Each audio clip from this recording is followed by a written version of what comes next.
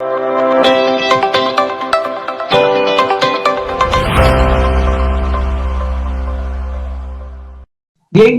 y como había comentado, empezaremos la primera secuencia hablando de cómo realizar un voto consciente e informado. Para esto tenemos como invitado especial al doctor Fernando Tuesta, quien ha sido ex jefe de la OMPE y es un experto politólogo de la PUC. Bienvenido, doctor Tuesta, gracias por su participación. No, muchas gracias a ustedes por la invitación y de su servicio. Gracias. Antes de comenzar la entrevista y poder escuchar sus recomendaciones y opiniones, el equipo de producción ha elaborado un reporte periodístico para verlo antes y luego iniciar la entrevista.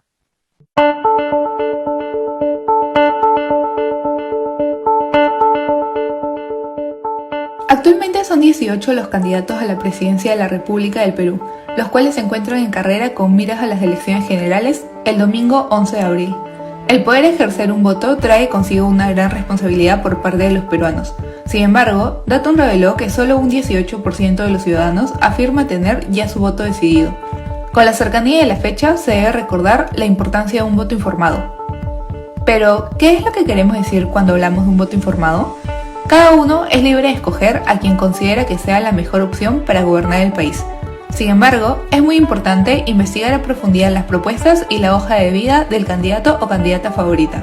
Los electores tienen el poder de erradicar la corrupción a través de su voto, y gracias a la tecnología es muy sencillo poder mantenerse informados hoy en día. Actualmente existen diversas páginas que te permiten conocer más a detalle las propuestas de todos los candidatos que se presentan. Una de estas páginas es Voto Informado, la cual fue creada por el Jurado Nacional de Elecciones y brinda una información clara y concisa sobre las propuestas y el historial de vida de los candidatos. Ipsos indicó que el 20% de los peruanos deciden su voto el mismo día de las elecciones. Esta cifra es alarmante, pero muy común en Perú. ¿A qué se debe esta situación? Gran parte de la población considera que ningún candidato es apto para gobernar el país, y deciden esperar hasta el último momento para tomar una decisión. Finalmente, muchos deciden invalidar su voto. Existen diversas maneras de invalidar un voto. Por ejemplo, el voto en blanco consiste en acudir al centro de votación, pero dejar vacía la cédula otorgada para sufragar. Otra idea presente en los ciudadanos, para manifestar su disconformidad con los candidatos, es anular el voto, motivo por el cual deciden rellenar la cédula de sufragio de forma inválida, realizando dibujos o rayándola. Pero, ¿realmente estas acciones ayudan en algo al país? Diario Gestión realizó un informe para explicar cuál es el proceso por el que se pasa cuando decides invalidar tu voto. Es importante aclarar que las autoridades son elegidas en función a los votos válidos, o sea, los votos que fueron emitidos de forma correcta. ¿Y qué pasa si no quiero tomar una postura o escoger un candidato? Sucede que otras personas lo harán por ti. Vamos con un ejemplo. Imagina que tenemos un grupo de 10 personas. Cada voto tiene un peso del 10%. Pero de estas 10 personas, solo 7 deciden votar por una opción, otras 2 deciden votar en blanco y una anular su voto. Como la votación se calcula sobre el total de votos válidos, el voto de cada elector pasó de pesar un 10% a un 14.3%. Entonces, ¿cuál es el impacto de votar en blanco o nulo? Que le brindas un mayor peso al voto de otra persona y por ende mayor valor. Un ejemplo más claro sería lo que sucedió durante las elecciones del 2016 con Pedro Pablo Kuczynski y Keiko Fujimori. Por un lado, PPK tenía un 14.09% en el padrón electoral, pero al momento de realizar una validación de votos alcanzó un 21.05%.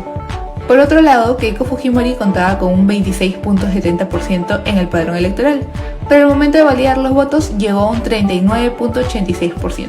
Estas elecciones fueron un claro ejemplo del impacto que puede llegar a tener los votos nulos. Por ese motivo, es muy importante que para este 11 de abril todos los ciudadanos se encuentren bien informados. Leer propuestas, ver los debates presidenciales y averiguar poco a poco más sobre los diversos candidatos es de vital importancia para todo el país. Escoger a quién se le entregará el Perú por los siguientes 5 años conlleva una gran responsabilidad. Bien. Entonces, luego de ver el reportaje, la pregunta, doctor Tuesta, es ¿por qué hay tantos errores al votar y por qué el peruano elige tan mal, ¿no?, el candidato? A ver, mientras menos preocupados estén por asuntos públicos en general, la gente obviamente no se va a interesar por la política. Si no se interesa por la política, pero como el voto es obligatorio, va a tener que ir esa persona a votar. Si no tiene decidido el voto, lo que va a hacer, lo que va a ocurrir es o va a votar nulo o blanco, o si quiere votar por alguna persona, lo que va a hacer es preguntar a su entorno. Y va a preguntar probablemente por quién hay que votar, como si el hay que votar corresponde pues a un grupo colectivo, ¿no? O se deja influenciar rápidamente. Entonces es un voto, digamos, muy frágil, ¿no? Porque a la primera que aparece el presidente del Congreso, esa persona no tiene una relación de compromiso, digamos, y por ejemplo, luego rechaza al gobernante y no se ha comprometido. Eh, Hay dos cosas que hay que aclarar. Cuando uno hace el escrutinio en las mesas, encuentra los votos inválidos, como se dice ahí en el video que nos ha mostrado. El caso de los nulos, de los votos blancos es muy claro, ¿no? Se deja simplemente sin marcar. Pero los otros, llamados nulos o viciados, tienen una característica distinta. La persona que no quiere votar por alguien marca a propósito, a voluntad, escribe algo, en fin, hasta groserías, y ese voto es nulo. Pero hay otro voto nulo que no forma parte de esa voluntad de invalidar, es votar mal. Por ejemplo, marcas mal, tú crees que has votado bien.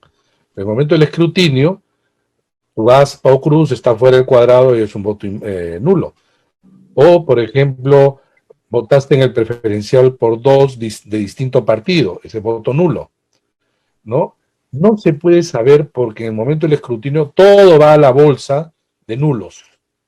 No se sabe exactamente eso, porque además los votos en el Perú, una vez que se consignan en el acta, se rompen. Los votos se rompen, solo queda el acta. Para que esto no suceda, claro, los electores deben estar mejor informados. ¿Cómo se informa uno? Bueno, viendo programas como este, debates, viendo el periódico, viendo el noticiero, los diferentes, hay una cantidad de información enorme, ¿no? Y una pregunta, doctor Tuesta, ¿y el voto, digamos, se puede plantear como si fuera opcional o podría ser opcional? Sí, claro, el voto voluntario, pero eso no está en agenda. Eh, a ver, mucha gente que quisiera que el voto sea opcional o voluntario señala que hay una razón que es que solamente votarían los interesados y por lo tanto, eh, digamos, el voto sería de mejor calidad. Eso no está probado en ninguna parte, porque de lo contrario, uno diría pues que porque Estados Unidos votó por Donald Trump, algunos dirían esto es el colmo de haber votado a una persona, sería votar mal, quizá para algunos esto era votar bien. Entonces el votar bien o mal es muy subjetivo. Probablemente uno vote por un candidato y considere que el resto votó mal. O cuando un presidente fracasa, dice, han votado mal. ¿Qué quiere decir haber votado mal? Que se debió optar por el segundo. No había ninguna garantía de que el segundo también iba a hacer las cosas mejor, ¿no? No hay nada que asegure, absolutamente nada, ni aquí ni en ninguna parte. Pero quizá reduce un poco la calidad del voto, del compromiso, el hecho de que una persona esté claramente informada o por lo menos tenga un porcentaje de conocimiento necesario como para enfrentarse al 11 de abril. Ahora, también es cierto que muchos indecisos no corresponden necesariamente a quienes no le interesa la política en general. Puede haber alguien que le interese mucho la política, pero ve que el menú que le presentan no es lo mejor. Y entonces hasta el último va a dudar y dirá, yo los conozco bien, y a mí no me gusta ninguno, ¿no? Y de repente vota viciado, nulo, en blanco. Doctor Tuesta, según el contexto, ¿no? Económicamente altamente, o sea, desafiante, altamente desafiante y también la pandemia, ¿cuál sería el perfil adecuado para un gobernante para que pueda asumir estos grandes desafíos, ¿no? Y pueda, digamos, enrumbar nuevamente el país. ¿Cuál sería el perfil idóneo para un candidato, ¿no? Que pueda resolver la coyuntura, ¿no? La crisis que estamos atravesando? Es muy difícil responder esto porque eso va a depender en qué esquina del cuadrilátero más o menos te ubicas, ¿no? Es un tema de opción también. Eso por un lado. Y por otro lado, porque estamos a muy pocas semanas ya de la elección. Y allí pueden haber interesantes candidatos, pero han quedado relegados. En realidad, esto se está jugando sobre la base de tres, que son Lecano, Forsyth y López Aliaga, y dos con menos posibilidades, pero digamos, están allí Keiko Fujimori y Verónica Mendoza. No hay más alrededor de ellos. Es difícil ya decir, bueno, quién es.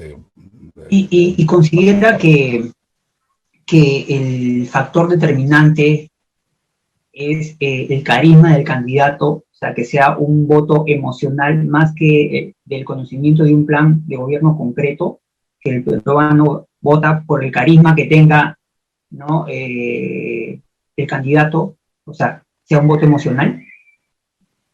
El voto siempre tiene aquí en todas partes un componente emocional alto, porque la gente no lee planes de gobierno acá ni en ninguna parte, ni siquiera, y se puede preguntar a los oyentes, si es que en el momento de votar ellos han descargado las hojas de vida, las han comparado y luego han votado. Generalmente la gente vota por lo que escucha el candidato, por la empatía que tiene con él, porque de repente va a representar algunos intereses que son los propios, y sí hay un componente claro de carisma, pero el carisma es importante, pero no es la única variable a considerar.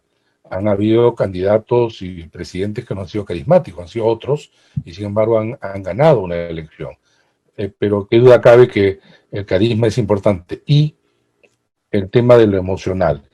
El voto tiene un componente emocional alto en general, y tiene un componente también racional, es cierto, ¿no? Pero el emocional es alto. Correcto. Doctor, debido a la crisis sanitaria, ¿considera que sería viable transformar el proceso de elección que sea 100% digital? En ninguna parte del mundo hay elecciones a nivel digital. El único país que lo aprobó es Estonia, hace algunos años, pero es un país con 300.000 electores. Nosotros tenemos 25 millones de electores. Ni siquiera el voto electrónico presencial se ha expandido. Hay mucha resistencia de parte de los partidos, bajo la creencia de que es una forma mucho más fácil de poder hacer un fraude. Esto creo que va a superarse con la cuestión de los años. A un chico, un nativo digital, no le entra a la cabeza que no se pueda votar pues, por internet. Cuando, digamos, ahora, mientras estamos conversando, en el mundo se están transfiriendo de todo, ¿no? Dinero, imágenes, data, en fin, de todo. No se va a poder transmitir voto. Eso no es difícil. Lo difícil es que los partidos acepten que hay métodos confiables, que se pueden auditar, y que eso sería un punto, ¿no? El voto electrónico presencial, es decir, ir al local de votación y votar en una máquina, es algo que se ha expandido en el mundo, y acá en el Perú ya se votó así. Este año no va a haber eso por la pandemia, pero el voto electrónico no presencial, que es el que tú señalas, es algo que creo que es el voto del futuro, pero por ahora no hay visos de que esto pueda realizarse. Correcto. Y finalmente, doctor Tuesta, ¿cuál sería la manera correcta de hacer un voto consciente? ¿Qué tiene que hacer el ciudadano para votar bien? Bueno, digamos, nuevamente, mientras más informado uno esté, para empezar, está en condiciones de poder evitar consumir mentiras y fakes, que es ahora, digamos, tan difundido, ¿no? Mientras uno está más informado y ve programas interactúa, etcétera, conocerá más a los candidatos.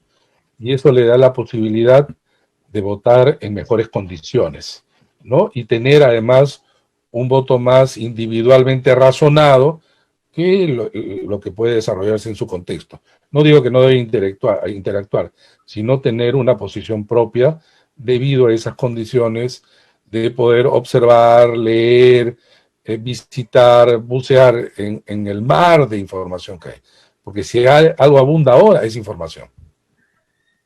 Correcto. Bien, ha sido el doctor Fernando Tuesta, jefe de la OMPE y experto politólogo de la PUC.